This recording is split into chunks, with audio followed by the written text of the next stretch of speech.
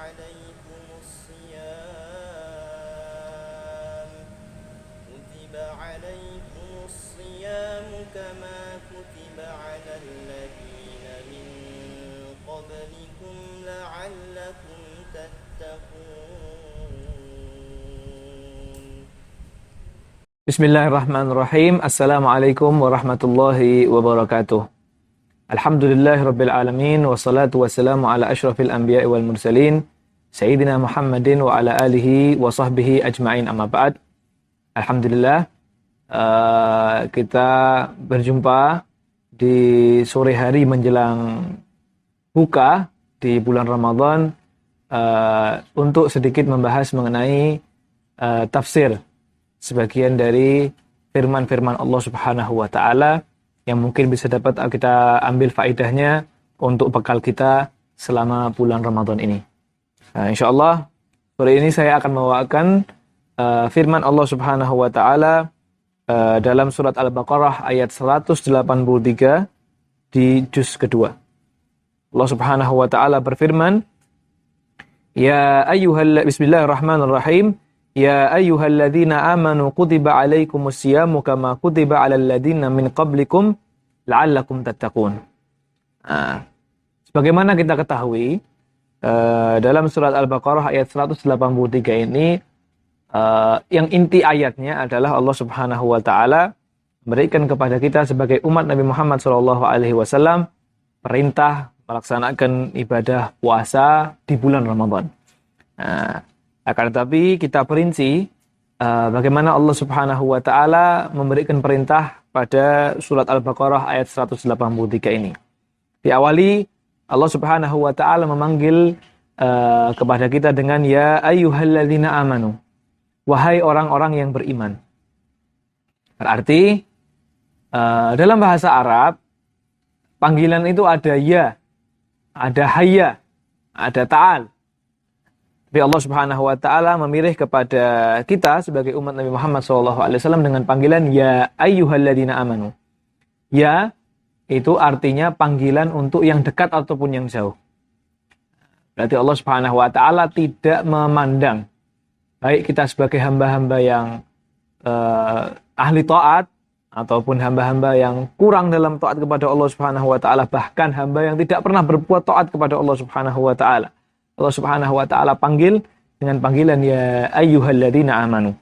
Wahai orang-orang yang beriman. Kemudian kutiba alaikumussyam kama kutiba alal ladzina min qablikum la'allakum tattaqun. Allah Subhanahu wa taala menetapkan kutiba. Kutiba itu bisa diartikan wajibah.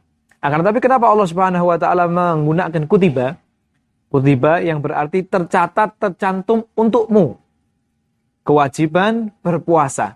Berarti kewajiban berpuasa ini diwajibkan terus untuk umat Nabi Muhammad SAW selama hingga akhir zaman. Ya, ini tercantum dalam Al-Quran, termaktub dalam Al-Quran, dan tidak mungkin terhapus perintah puasa ini, melainkan perintah puasa ini istiqrar, terus-menerus. Setiap datangnya bulan Ramadan bukan untuk seumur hidup sekali. Kama kutiba alal ladzina min qablikum la'allakum tattaqun.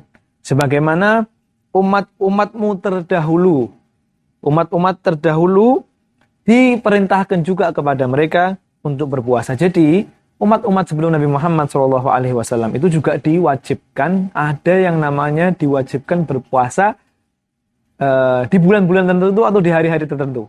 Sama, kita juga diwajibkan oleh Allah Subhanahu wa taala untuk berpuasa. Ada kewajiban daripada rukun Islam kita untuk melaksanakan ibadah puasa. Berarti apa yang dilakukan oleh umat muslimin ini bukan sesuatu yang bid'ah, yang baru, akan tetapi memang hal berpuasa ini ada kewajibannya di setiap umat-umat yang pernah diutus oleh Allah Subhanahu wa taala di muka bumi ini. Hasilnya ketika orang itu berpuasa adalah la'allakum tattaqun, agar mereka bertakwa. Di sini menunjukkan bahwa orang yang benar-benar berpuasa sebagaimana yang diperintahkan oleh Allah Subhanahu wa taala akan timbul kepada dirinya tattaqun, orang-orang yang akan menjadi orang-orang yang bertakwa.